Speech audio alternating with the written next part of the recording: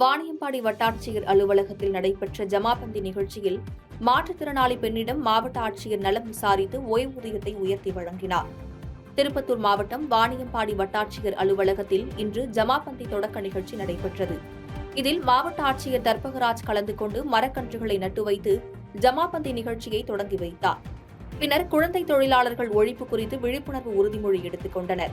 இதனைத் தொடர்ந்து பொதுமக்களிடம் மனுக்களை பெற்றுக் கொண்ட ஆட்சியர் 3 சக்கர வாகனம் கேட்டு மனு அளித்த மாற்றுத்திறனாளி பெண்ணிடம் அமர்ந்து நலம் விசாரித்தபோது உடனே 3 சக்கர வாகனம் வழங்க உத்தரவிட்டதுடன் ஓய்வூதியம் 1500 இருந்து 2000 உயர்த்தி வழங்க உத்தரவிட்டார். மேலும் மனுக்களை பெற்றுக்கொண்டு உடனடி நடவடிக்கை எடுக்கப்படும் எனவும் கூறினார்.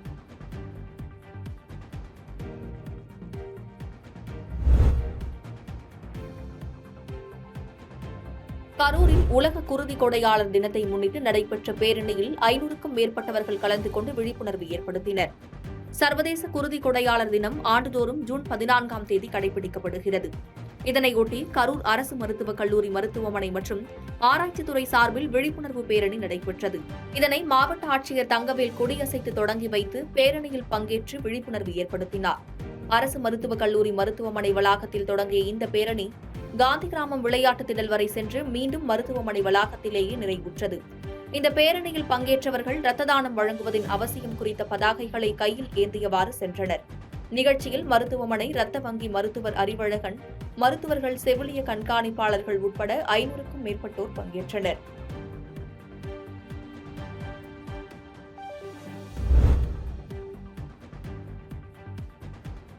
நாமக்கல் மாவட்டத்தில் உலக குழந்தை தொழிலாளர் முறை எதிர்ப்பு தின உறுதிமொழி ஏற்பு நிகழ்ச்சி நடைபெற்றது. நாமக்கல் மாவட்ட ஆட்சித்தலைவர் மருத்துவர் ச. உமா அறிவுறுத்தலின்படி நாமக்கல் மாவட்ட ஆட்சியர் அலுவலக வளாகத்தில் இன்று உலக குழந்தை தொழிலாளர் முறை எதிர்ப்பு தின உறுதிமொழி ஏற்பு நிகழ்ச்சி மாவட்ட வருவாய் அலுவலர் மருத்துவர் தலைமையில் நடைபெற்றது. இதனை முன்னிட்டு இந்திய அரசியலமைப்பு விதிகளின் 14 வயதிற்குட்பட்ட குழந்தைகளை ஒருபோதும் எந்தவித பணிகளிலும் ஈடுபடுத்த மாட்டேன் எனவும் அவர்கள் பள்ளிக்கு செல்வதை ஊக்குவிப்பேன் எனவும் குழந்தை தொழிலாளர் முறையினை முற்றிலுமாக அகற்றிட சமுதாயத்தில் விழிப்புணர்வு ஏற்படுத்துவேன் என்றும் உறுதிமொழி எடுத்துக் கொண்டனர்.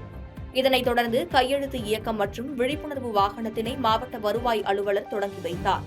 இதேபோல் திருவள்ளூர் மாவட்ட ஆட்சியர் அலுவலகத்தில் திருவள்ளூர் மாவட்ட ஆட்சியர் பிரபு சங்கர் தலைமையில் தொழிலாளர் நலத்துறை சார்பில் அனைத்து அரசு அலுவலர்களும் உறுதிமொழி ஏற்றுக் கொண்டனர்.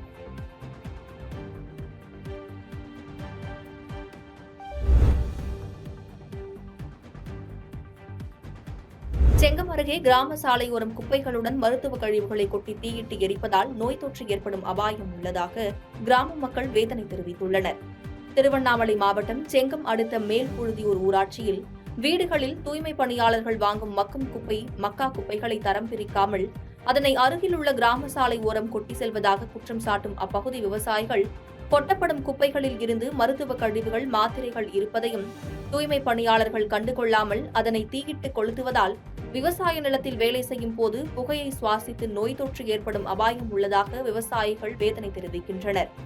இதனால் மாவட்ட நிர்வாகம் உடனடி நடவடிக்கை எடுத்து சாலையோரம் குப்பையை கொட்டி எரிப்பதை தடுத்து நிறுத்த வேண்டும் என அப்பகுதி விவசாயிகள் மாவட்ட நிர்வாகத்திற்கு கோரிக்கை வைத்துள்ளனர்.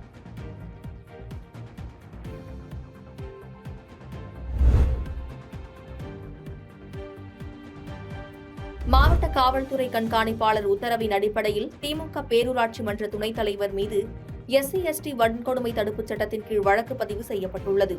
தேனி மாவட்டம் பெரியகுளம் அருகே உள்ள தேவதானப்பட்டி பேரூராட்சியின் 9வது வார்டு உறுப்பினர் நிபந்தன். இவர் திமுகவின் சார்பில் போட்டியிட்டு வெற்றி பெற்று தேவதானப்பட்டி பேரூராட்சி மன்ற துணைத் தலைவராக பொறுப்பு வகித்து வருகிறார்.